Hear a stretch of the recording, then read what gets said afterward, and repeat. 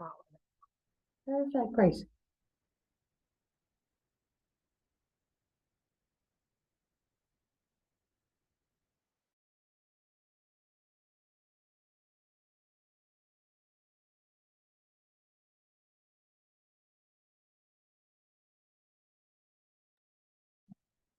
Hi to the people who have already joined us. We're just going to wait for a few more people and then we'll get started.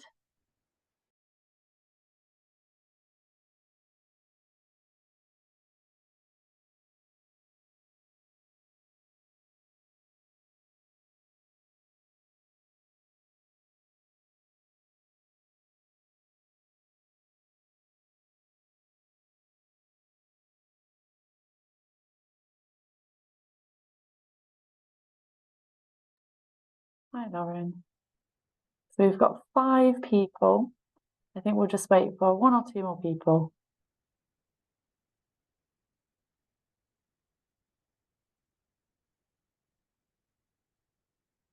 I think you might be muted, Lauren. Sorry, I am. Apologies. I just said hello. I think also my sound was turned down, so that probably didn't help. Okay, 5 participants. I think we had 6 people sign up, so maybe we'll just start introducing ourselves. And if people could maybe just give us a thumbs up in the chat just to say that they can hear us and they can see us okay, and that we can get started.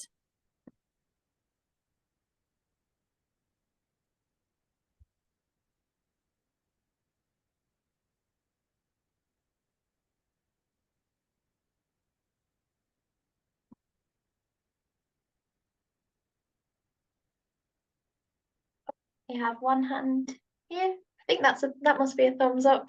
Fab. Okay, so we'll get started.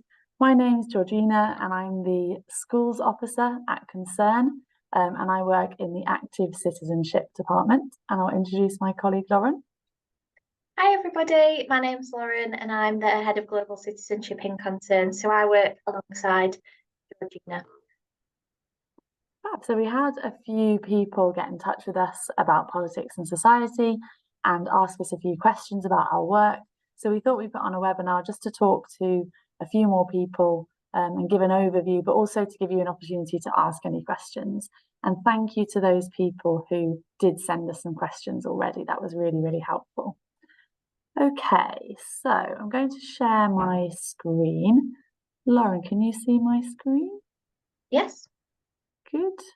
I'll just check we've got the right one. We have that. So I'm going to start off by just talking a little bit about Concern and our work and what we do in our programme countries. So Concern is an international humanitarian organisation. It's a charity, which means it's not a business. We don't make a profit, but we raise funds from the Irish government through Irish Aid and also from people's donations. Concern Worldwide is dedicated to the reduction of suffering, and we work towards the ultimate elimination of extreme poverty. So even though we know, unfortunately, inequality will probably always be around in some form, we don't believe that anybody should be living in extreme poverty. So that's what we're aiming to tackle around the world. There's 3 different things that we do to try and support this goal. So the first one is emergency response, which is something we're going to talk a bit more in detail about today. And this is when Concern goes into a country that has suffered a recent natural disaster or a conflict, and for some reason there's an emergency, and that means that people on the ground need some extra support. So that's one way that Concern works in programme countries. The second way is through development support. So this is like a more long-term support. So it could be through livelihoods programs, working with communities on gender equality or education, agriculture, and things like that. So it's kind of a more long-term project that helps a community go on to support themselves. And then finally, here in Ireland, we work on citizenship education. So that's the team that Lauren and I both work on. We look at going around to schools and talking to young people. And we also have a debates program, which some of you might be part of, or you might have taken part in. in the past, and that's been going for 40 years.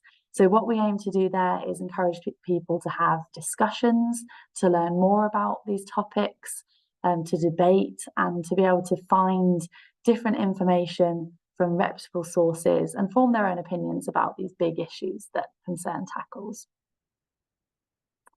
Okay, I'm going to try and play you this video. I'm aware that the sound may not work. So I'm going to say if you can hear it and it's all fine, we'll just watch it. If you can't, just put your hand up. And Lauren, if you can just look out and see if anyone's got their hand up if that's not working.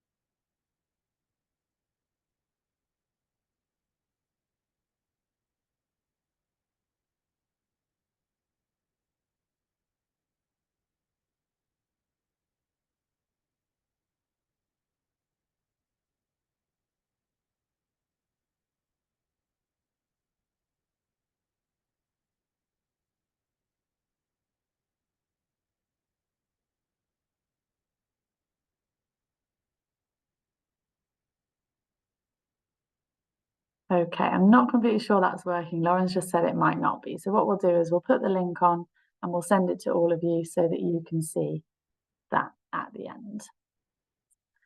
Okay, so what the video is talking about really is how Concern Worldwide was formed. And that was back in 1968 when there was a war in Biafra. And a group of Irish volunteers were watching the news and they were reading about this war and they were looking at the famine that it was causing.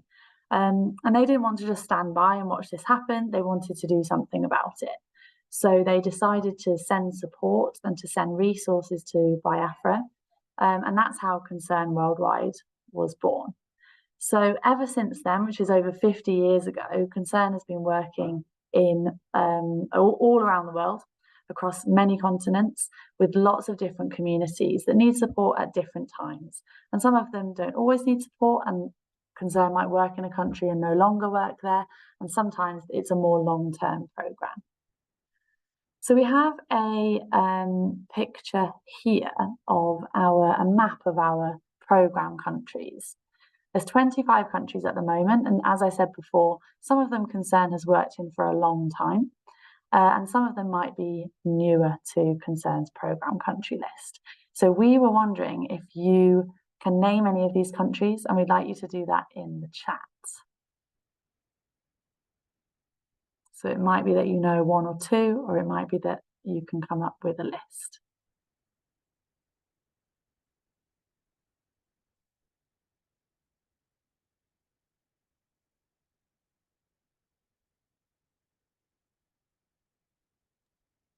So if you just want to put them, any ideas or suggestions for countries in the chat box. So at the bottom of the screen, there's like a speech bubble. If you press on that, it brings up a box that you can type your answers into. Someone said that the chat is disabled. So maybe, I thank you, James, for letting us know. Maybe if you can type it in the question box, you asked you a question and answer, then that would be great. So where it says question, if you type in any of those countries that you think, even if it's just one or two. So Ellen said Chad, fantastic. Turkey, thank you, good.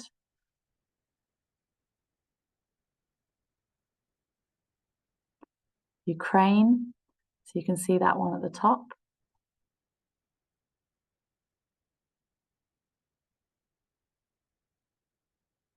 Wait for a couple more. North Korea. North Korea is one that often people notice and ask about. Stell's got that one too. I don't know if anyone spotted the one over in the Caribbean, whether anyone can name that one as well.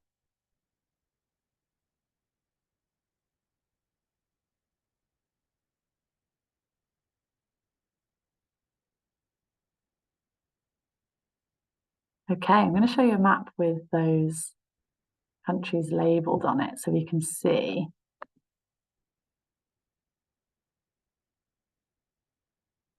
Okay, so as you can see, many of our programme countries, sorry, I'm trying to get rid of this question and answer.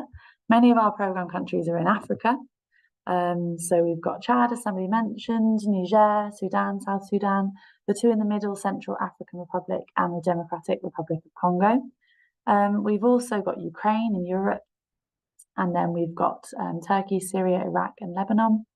Bangladesh is one of our longest running partner countries, and then Afghanistan, Pakistan, North Korea and Haiti as well over in the Americas.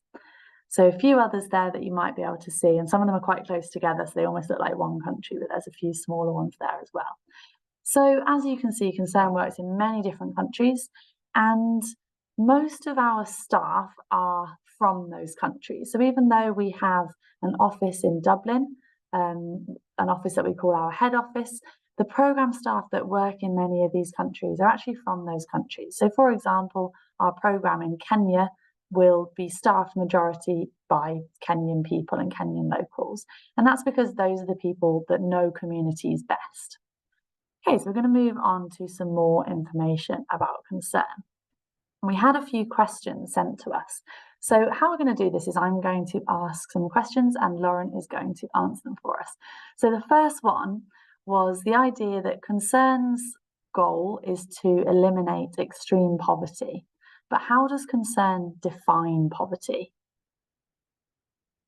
Okay, so how does Concern define poverty? So Concern's aim as an organisation is to support people who are living in extreme poverty to get to a position where they can just live their lives without any ongoing support from us. So, just very similar to, everybody is the same the world over. And, as humans, we want very similar things, and that's one of them. So to achieve this, Concern engages in long-term development work and responds to emergency situations. So as Georgina's kind of mentioned, which we're going to look at earlier. One of the other things as well is through our Global Citizenship Education Programme and advocacy work, we seek to address the root causes of poverty. But what is poverty? It's a really important part of our identity as an organisation. So poverty is more than a lack of income. It means the resources or income that you don't that you have aren't enough to meet your basic needs as a human. So it might look like look or have manifestations in a number of different ways, such as hunger, malnutrition, limited access to education and health services, lack of access to clean water and sanitation facilities such as toilets, a lack of access to information, social discrimination, and being excluded from society or being able to participate, such as through voting. So, poverty, it means lots of different things and it's really complex. So Concern understands extreme poverty as having three different parts to it. So first of all, we recognise that it's driven by a lack of basic assets. So assets are things such as money, physical things like tools to earn a livelihood, land, social connections, or a lack of ability to be involved in the political life of your country. So that is the base of it. And then there are things that maintain and provide further obstacles to people who are experiencing these, and they keep people, trapped in this cycle of poverty. So they are inequality. So often those who live in extreme poverty are not recognised as equals and experience discrimination. So that means that those living in poverty may lack representation, power, and limit their choices or agency. So that is part of what poverty is. And then secondly, risk and vulnerability. So many communities who experience poverty are very dependent on natural resources, such as might be involved in agriculture or mining of resources or labour as means to make their living. So this puts people in really vulnerable positions, especially if you think about all the climate related disasters that are happening, conflict, and even somebody's own health. So if you're relying on your labour to support you with very little kind of safety net from your government or your community. It means that if you get ill, that's a serious challenge to your income. So those that have very little to begin with have very little to fall back on if there's a disaster or shock, and that again keeps people trapped in poverty. Thank you, Lauren. That was a very clear answer and really kind of went into a lot of the things that Concern works to support people with. And I think one thing that was really clear from that is how, as it's a lack of basic assets, how that could be a fleeting thing. So somebody could be in poverty and then could be out of poverty. And that links exactly to our next question, because you mentioned how a shock or an event could push somebody into poverty. And a few people asked about crises or emergencies. And somebody asked, what is a crisis according to Concern? Yeah, that's a very interesting question. And I'm not really sure that Concern has a definition of crisis ourselves, but we would, we'd kind of really, with a lot of the things that, definitions of things, be really closely linked to United Nations definitions. But generally, you could describe a humanitarian crisis as an event or series of events that represent a critical threat to health, safety, security, or well-being of a community or a large group of people over a wide area. So there's no one definition of a crisis. And you might hear humanitarian crisis, humanitarian emergency, and they generally mean the same thing. In terms of kind of what they look like, there's kind of three general kind of broad categories of them. So there are natural disasters. So that would be things like earthquakes, floods, droughts, cyclones, and plagues. For example, you may have heard about the earthquake in Afghanistan over the last few days. That is an example of a natural disaster. Then there's man-made emergencies. So they would be things like conflicts when war and violence break out, pollution, fires, crashes, environmental degradation. So anything really that kind of humans have really influenced. Maybe you could include climate in that as well. I think that would be an overlap between the two. And then finally, there's complex emergencies. So that is a very serious emergency or a crisis on top of an already unstable kind of situation. So it might be when like a natural disaster happens and there's already a large group of people who have become refugees and have had to flee somewhere. So those would include displacement of large populations of people. So you might kind of use the example of Myanmar and the Rohingya people as an example of that, like a large number of people on the move. Humanitarian assistance being blocked. So it could be blocked because of something happening in a country. It could be related to conflict or political instability. It could be places where humanitarian workers are at risk. So, one of the things about the work of Concern and other organisations is that some of the situations our staff are in are, quite challenging. So that would make the situation much more complex. Or very violent situations would be another example. Thank you.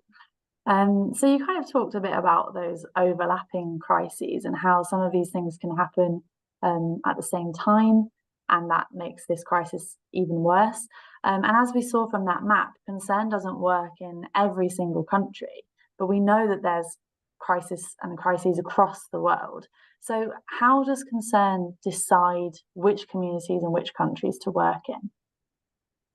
Yeah, that's a really good question. And, if you look at something like, you might have seen the United Nations Global Goals or the SDGs. And, from those, you can see things like poverty, hunger, impacts of climate change. They're felt everywhere and every place, every country in the world potentially could face some kind of emergency or might be facing issues like poverty. So, Ireland would be included in that. Every country in the world has poverty. So how does Concern decide where to work? So our focus is on communities which face extreme poverty.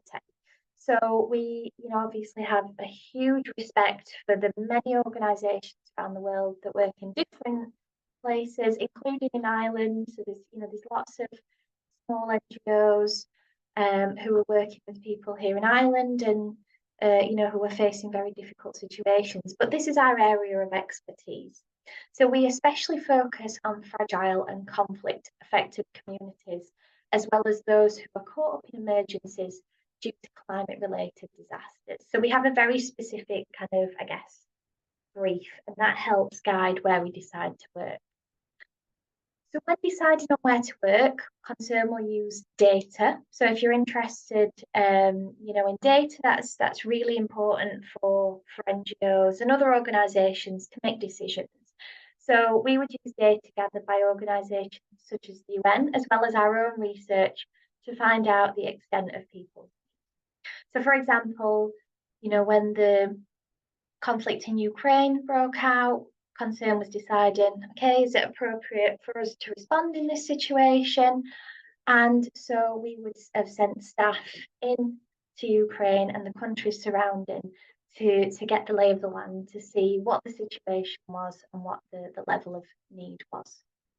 So sometimes it's not appropriate for us to support a community impacted by a disaster. So that could be because, we're not already there. So it would take quite a long time for us to get set up and maybe get permits to work in a place. So for that reason, it just kind of delays things, and so that might not be appropriate for us. Or in other places, it might be that we're not given access to a community or a country that's impacted. So, we as an organisation, we are, for humans, for the people who are affected by a situation. So we put politics aside, but that doesn't mean that politics can put us aside, and we need to be given permission to work in countries. So if that's the case that we're not, or it's not appropriate for us for another reason, we would support other organisations potentially, especially if it was a very fragile or a place that experienced a high level of poverty. So we'd support other organisations to deliver humanitarian assistance quickly and in the most efficient way. Thank you, Lauren. I have one quick question from what you said, which is just, I was wondering if you could tell people, in case they're not aware, of what an NGO is. Yeah, so you might have heard a few terms. So an NGO is a non-governmental organisation. I often get corrected by some of my colleagues. So actually Concern is an INGO, which is an international non-governmental organisation, because we function in lots of places. We might be described as a charity as well. So I'm sure you know what a charity is, but charities are organisations that redistribute either time or resources or money to people or things or places that are most in need. But I guess the term that probably we would use the most is that we're a development and humanitarian organisation. Thank you. So we have got a few more questions at the end, so we'll come back to Lauren then, and we'll have time hopefully at the end for some more questions as well. So a few of you asked about concern in emergencies, and Lauren has just defined how we would define a crisis. So many of the countries that we work in are highly vulnerable to emergencies and what we call shocks, so it's kind of a sudden thing that changes in the country. And we know that these are likely to increase as the effects of climate change worsen. And we are seeing that in the news, so things like the floods in Libya, and things that are kind of these places that are already needing support, but then are affected by the climate crisis. Our goal is to respond rapidly to save lives and to reduce suffering. Once the immediate crisis is passed, concern remains on the ground and helps to rebuild livelihoods and infrastructure so that communities are better prepared for future crises. So we don't just go in and support in that emergency work, we also stay on and support with some development work as well. We also advocate for changes in the way the world responds to emergency situations. So in our team, in Active Citizenship, we have an advocacy team and a campaigns team who look at politics, and they kind of talk about the way that we do things and the decisions that are made around the world and in this country. Okay. So here's a few examples of some of the places where Concern works. Some of them I'll talk about in a little bit more detail. So we have in Ukraine, there's some support following flooding in Sudan. There was the Turkey-Syria earthquake, which Concern supported with. The distribution of emergency supplies in Lebanon. We work in Haiti as well following the earthquake. And Concern staff here bringing water to a family in Somaliland. So really diverse places around the world, but also diverse crises and situations that Concern works in. So the Turkey-Syria earthquake, this happened this year in February. There's a large earthquake that struck Turkey and Syria, and tens of thousands of people lost their lives. More than 50,000 buildings were destroyed. So Concern is a member of the Disasters Emergency Committee. So that means that they work as a team with another group of organisations, and they launched an appeal in the UK raising over £100 million. So what Concern did with that money, just a few examples, one of the things they did was work with a local partner. So as Lauren said, Concern doesn't necessarily have the expertise to deal with every single situation, but they might work with a local partner who does have that expertise. So they help provide shelter for people who lost their homes. They also supported with psychosocial support, so offering spaces for people to talk about what had happened and process these events. And also, we often provide cash transfers. So the reason we offer cash transfers rather than just giving out food, for example, if you imagine you owned a shop or you were a baker in an area and a disaster happened and an organisation brought in loads of food, that means that your business would then fail. So by providing cash transfers, Concern is able to support people whilst also looking after the local economy and the local market. In some cases, the local market and the local economy isn't working, in which case Concern might provide direct food and direct supplies. But cash transfers is quite a common way that Concern supports people in emergencies. Another example is the response to the Ukraine emergency. So in Ukraine, more than 15 million people have been displaced since February 2022. And nearly 8 million of those people fled to other countries. But there also were lots of people who were internally displaced, which means they were displaced from their home, but they were still somewhere within Ukraine. So Concern is supporting the humanitarian needs of those people. It's again offering psychosocial support, as well as emergency food, shelter, and cash transfers. So basically supporting meeting people's basic needs in a situation that they can't do that. This is an example of how Concern has supported people after a crisis. So you may have heard about the floods in Pakistan, which destroyed lots of houses, lots of farmland, lots of people's livelihoods, and again, killed lots of people and displaced lots of people as well. So Concern has worked in Pakistan for 22 years, so it's very well established in lots of communities. So what the teams there did was they did an assessment and they tried to decide what the communities actually need by talking to people in the communities. And what they said was they needed support to restore their livelihoods in a way that's resilient to climate disasters. So they're aware that something like this might happen again, and they need support to rebuild their livelihoods in a way that isn't going to suffer as much in the future. So in April of this year, one example of what Concern did was held a livestock market selling like goats and sheep and cattle and things like that. So vendors were selling, in this case it was goats. So local people came along to sell goats. And what Concern did was covered part of the cost because many of these people had lost animals in the flood. They may have not had the money to buy the goats fully themselves, so Concern covered part of that. And many of those people explained how they would use those goats to provide for their families. Again, we'll put the link to this in the chat so you can watch this afterwards. This is a woman called Zainab who's describing how that supported her. And then there's another story on the next slide, which I thought was a really nice one I wanted to share with you. So a woman called Kyrie also came to the market. And she is a woman who's older. She can no longer work in the field. She's always worked as a farmer her whole life. And what she said she was going to do with the goat that she had bought was give her grandchildren the goat's milk. And when the goat had children, she would sell them. She wants to buy her grandchildren new clothes, to stock the home with food and some small things that we need. And she said, today is a very happy day for me.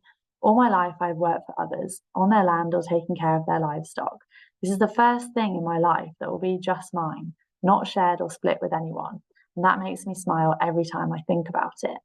So I think that's a really nice example of how Concern's supporting people to support themselves. So because these people have lost lots in a flood, Concern is making it possible for them to rebuild their lives and be able to support themselves. So we've got a few more questions, and then we'll talk about some solutions, and then we'll come to you for questions. So our next question, which was kind of voiced by a few people on the pre-asked questions, was how is Concern funded?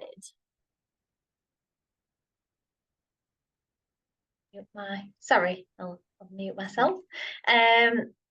So Concern is funded in a number of different ways. So we are funded through donations from the public in Ireland, so we'd call them like general donations, as well as the public in the UK, USA and South Korea. So we would have offices there that would do fundraising.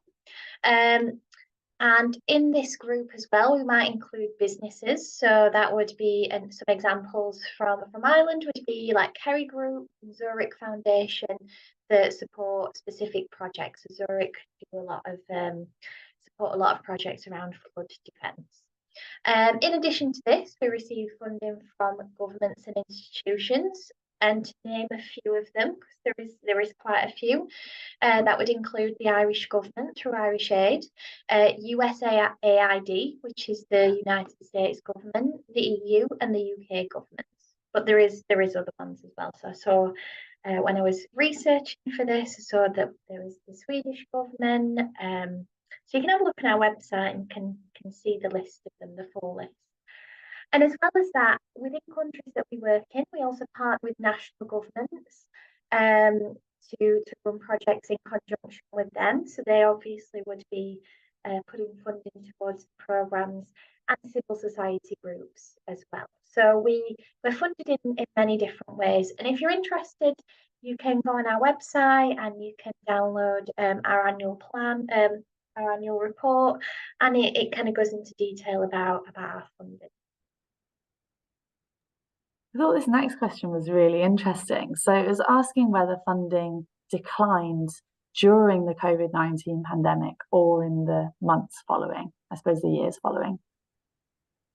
Yeah, I thought that was a really interesting question as well. So I reached out to our colleagues in fundraising for this answer. So we're really pleased as an organisation, and it really shows that how important our relationship is with the public. But throughout the pandemic and to today, the support from the Irish public has remained strong. So donations didn't decrease; they were very they were kind of similar, if not increased. So our income from fundraising didn't decrease during COVID.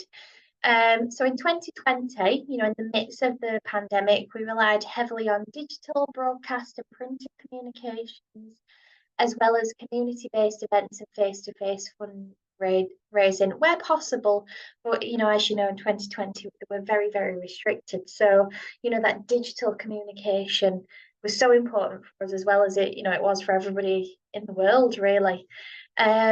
Despite having fewer ways to reach our supporters, we ran some very successful appeals to raise funds for our emergency response programmes, including for communities impacted by COVID-19, and an appeal for victims of the Beirut blast in August, when there was something that exploded in the docks there in Beirut, affecting the population. Thank you. Yeah, I think that's really interesting, the fact that we may have expected that it declined significantly, but that it was maintained. So the next question was, how does Concern raise awareness or spread the word of the organisation to the general public? Yeah, we do this in a number of different ways, and that awareness raising is really, really important. And it's important for two reasons. Obviously, we really are delighted that the Irish public support us in the work that we're doing with communities overseas. Um, so yeah, it's really, really important. So we use media such as social media platforms, print media, so like things like newspapers, especially local newspapers, are really, really important. Mailing, so if people are signed up and donate to Concern, they might receive a mailing to find out more information about a specific country or a fundraising campaign. We do fundraising collections on the street and door-to-door fundraising. So you might have seen them kind of out and about in various places around Ireland. Very tricky job. I think it's a job that I have a lot of admiration for the people that do that, and it's really hard work and it's so important because it is that visibility of us. Radio we use as well. So, local radio stations. For example, our CEO was chatting to a radio station in Limerick the other week. TV adverts, you might have seen adverts on the Dart or the Lewis. So, yeah, media is really important. We have like a TikTok account, we have Instagram, Twitter, or X, whatever it's called now. So, lots of different ways. And then the second thing that we do, so, obviously the visibility is important from a fundraising point of view, but we also want to be, getting people to think critically about, okay, what is happening in the world and why is that happening? And that will be the work of the team that Georgina and I sit in, which is the Global Citizenship team. So we work directly with the general public, and it's through things like workshops and talks that might be in your school. We go to festivals to raise awareness and get people talking about issues. So whilst this raises Concern's profile, so it gets Concern out there, the aim of our team is actually to explore the root causes of challenges that people work with in communities around the world that we work with. And to develop people's skills, just like yourself, to become active global citizens, to be able to identify and tackle root causes of poverty. So we want people to become, concerned citizens and thinking about the world around them. Amazing, thank you. I just realised that we didn't put any links to our Twitter or our Instagram or TikTok. So, but I think if you search Concern, you can find any of those things if you do want to follow. Our final question is, how does Concern work with young people around the world? Yeah, so another good question. So, Concern work with many young people around the world. So, in many of the countries and communities that we work with, in many places, they have very young populations. So, a lot of young people, and we'll say I guess children and youths, that would be about 10 to 35, would be definitely involved in our programs. So we would be working directly with young people. So that includes agriculture programs. So it might be around skills to develop,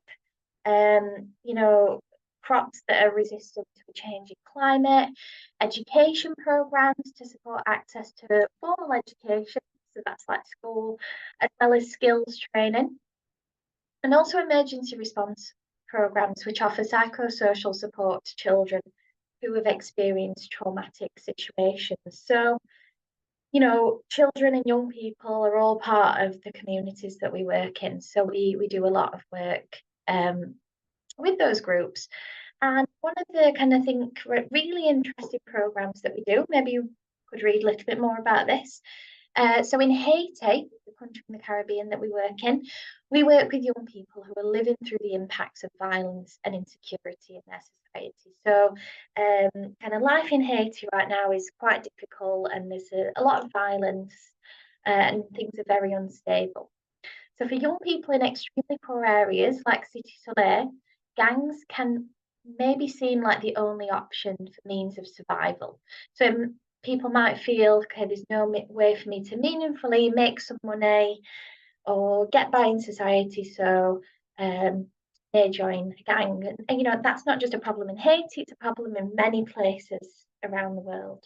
But this actually leads to a vicious cycle of poverty, conflict, and fear. So we work with over 1,500 young people on a project that focuses on addressing the root causes of poverty in the community. So the programme aims to promote positive, non-violent leadership among young women and men, strengthen their links to the community. It also aims to reduce the grip and the attraction of gangs to young people. So, it's providing people with tools and skills so that they can access alternative livelihoods and raise awareness of people who are maybe already in gangs about protection and their participation in a process around peace building rather than violence. So, really interesting project. I would definitely urge you to go and have a look on our website and find out more. And also in Ireland, we work with a lot of young people. So the Global Citizenship Team work with over 10,000 young people, including yourselves here today, through debates, workshops, campaigns each year. So, really central to the work of Concern. Fab. So we've almost come to the end of our presentation of our webinar. Before we have questions, Lauren and I think it's really important that people feel they go away with kind of a takeaway from this other than just information. I think sometimes we hear about these problems around the world, or maybe we watch the news and we see things happening and it makes us feel quite helpless because often there aren't loads of things that we can do being so far away. So we wanted to come up with a few actions that you can do if you do feel in that position. So we kind of look at these at different levels, and the first one is individual. So what can you as an individual do? So one thing, the fact that you're here today is amazing. You're doing research, you're learning about this, and doing more research. So learning more, going onto the Concern website, maybe looking at some other NGOs, and just learning more about the world and the various issues that are out there. The next one is to start conversations with people and tackle misconceptions. So maybe somebody shares an opinion and you might say, well, actually, I've read something that disagrees with that. Or you might encourage them to fact check and check online from a reputable source whether that's actually a true piece of information. I also think it's really important to watch the news and keep up to date. Sometimes that can be a lot if you watch the news every single day. Sometimes that can be quite distressing. So I don't think you need to be glued to the news all the time, but I think it's important to be aware of the things that are going on in the world. So then locally, what can you do in your community? So we know that there's inequality around the world, but we also know that there's inequality in communities here as well. So it could be that you want to explore some of those issues. There might be some local actions that you can take or some local groups that you can support. And also you could raise awareness. So that might be about issues around the world. It could be about Concern or other organisations. National things. So one thing you could do is write to your TD. It could be that there's something that you feel really passionate about, and it might link into what we've talked about today, or it might be something completely different. But unless you express that, your local TD doesn't know that that's what you're thinking. So it's so important to get your opinions out there so that they know what issues are important to the people that they represent. And we know that some of you are not old enough to vote yet, but when you are, vote, because again, that's such an important thing to show that you have a voice and there's things that you care about. So we think that's really, really important. Globally, again, it's difficult as one individual to take huge steps because the world's very big and there's 8 billion people. But one thing you could do is write to your MEP, so your member of the European Parliament.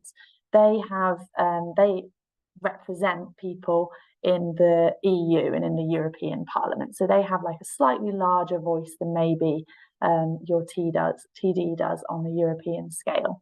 So there might be lots of other actions that you can think of, but those are just a few ideas that we wanted to suggest to you today if you feel there's something you'd like to do. And I might just add another, sorry, George, I might just add another one in there that of course. you know, if there's something that you are interested in, so maybe it's something around climate change or human rights, you know, there are lots of groups already, you know, involved in campaigns and actions. So would definitely encourage to join up and get involved with some like-minded people as well, because like Georgina said, like you can't, you know, things, you know, alone can feel very difficult, but when we're with people who are, you know, working together, we can do a lot more. So, you know, that's definitely something that we can. Yeah, absolutely. And as you say, it sometimes does feel overwhelming, but there's lots and lots of people who feel very similar to you. So we have got a little bit of time for questions if anybody has any. Now, Lauren and I will say that we're not experts on every single aspect of concern. So there are loads of different departments. We have a fundraising team, we have a communications team, we have desk officers for all of the different program countries. So we might be able to answer your questions, or it might be something that we have to come back to and maybe send you an email another time. But if you do have any questions, feel free to go to our Q&A box. Or it might be just that there's something you want to share, or maybe a comment you want to make before we end this. So I think we'll probably wait about 1 more minute and see if we have any questions.